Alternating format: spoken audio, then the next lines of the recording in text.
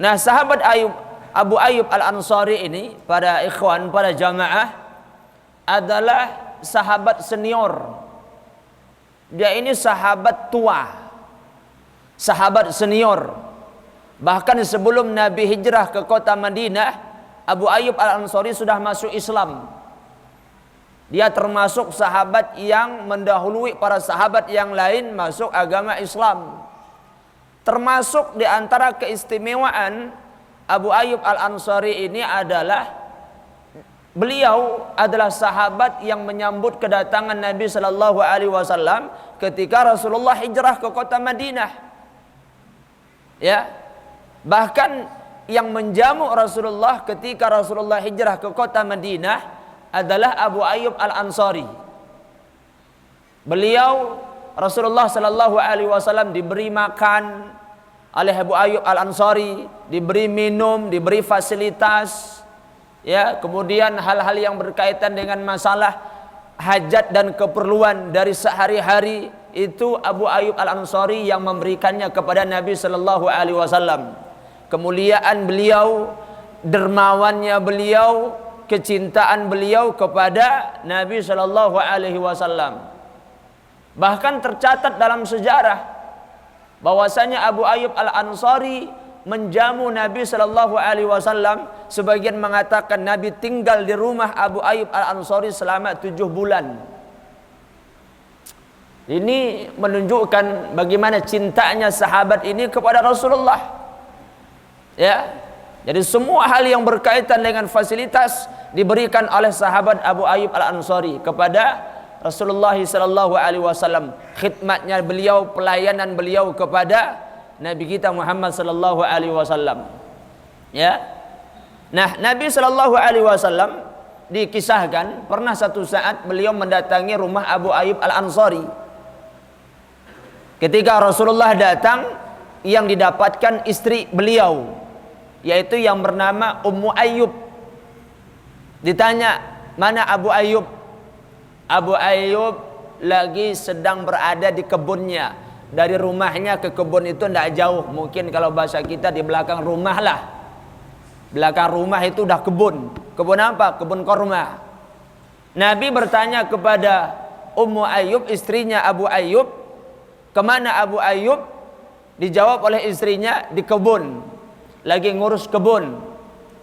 Abu Ayyub yang lagi di kebun mendengar perkataan Rasulullah Sallallahu Alaihi Wasallam kepada istrinya.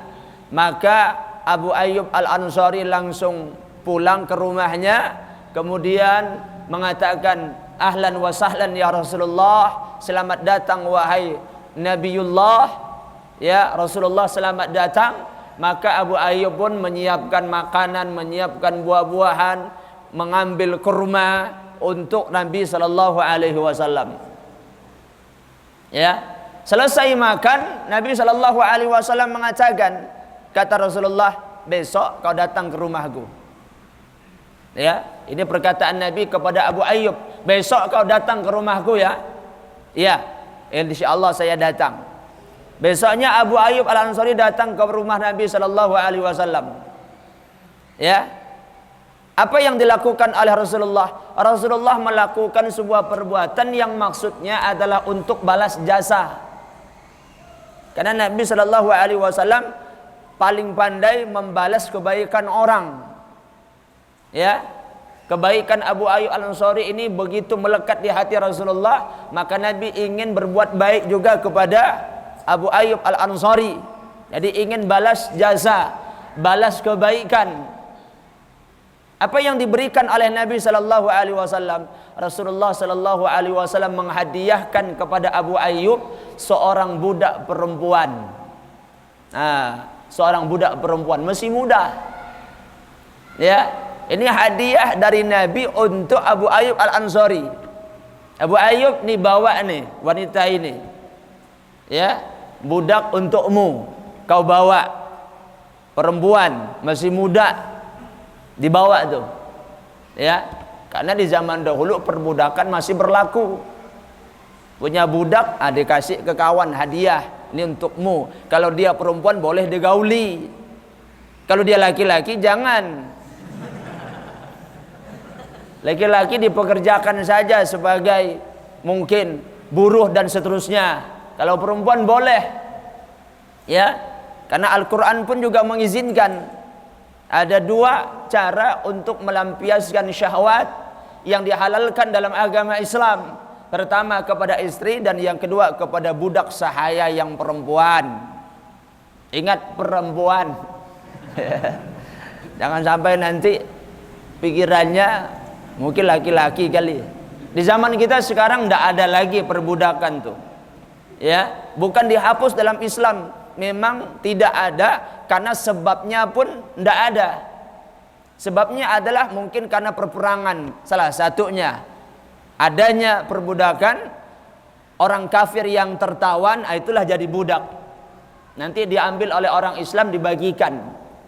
Nah, itu jadi budak. Dan walaupun dia budak, tetap dalam Islam punya adab. Tidak boleh semena-mena dan berbuat zalim kepada budak. Mentang-mentang budak diperlakukan seenaknya, tidak boleh. Ada adab yang harus diperhatikan. Ya, itu budak sahaya. Ingat, budak sahaya ini bukan pembantu. Ya, nanti ada pembantu perempuan dia ambil, ini budak kali ini ya. Haram, ya. Tidak boleh. Budak sahaya itu bukan pembantu. Budak sahaya itu kedudukan dia seperti harta benda kita yang lain. Ya, kedudukan dia seperti harta benda, boleh diperjualbelikan. Ya. Nah, Nabi SAW menghadiahkan budak sahaya ini, perempuan muda ini, kepada Abu Ayyub Al-Ansari untuk balas jasa. Ini hadiah buat antum. Dibawa itu, menemui istrinya. Wahai istriku, ini budak hadiah dari Rasulullah.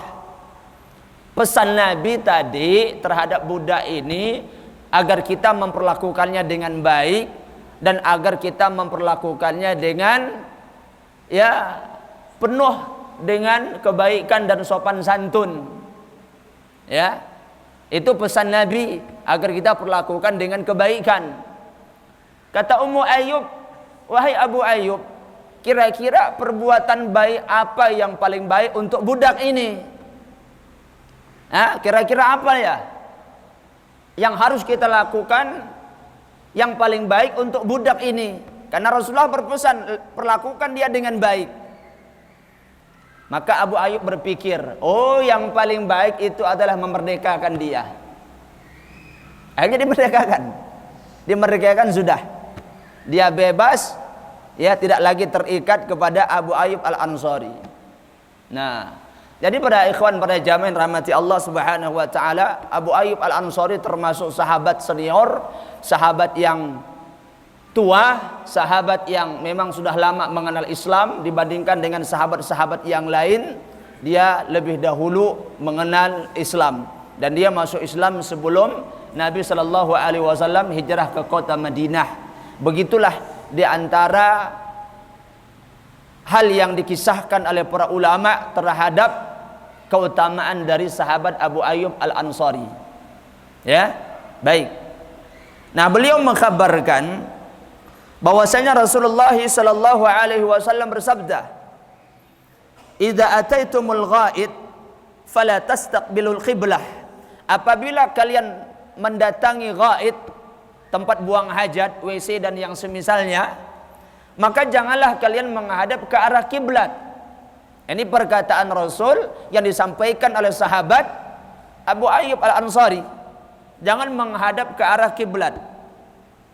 Bi ghaitin wala baulin, ketika buang hajat, air besar ataupun air kecil, ketika berak ataupun kencing, tidak boleh menghadap ke arah kiblat.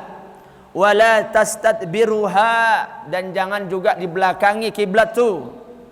Walakin syarriqu au gharribu, akan tetapi menghadaplah kalian ke arah timur ataupun barat.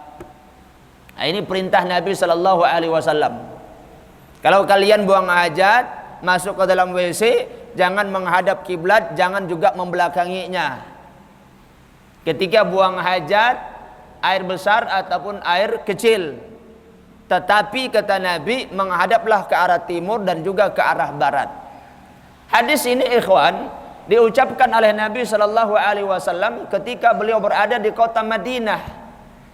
Dan hadis ini beliau ucapkan untuk sahabat yang ada di Madinah. Ya, karena di Madinah kiblatnya penduduk Madinah itu selatan.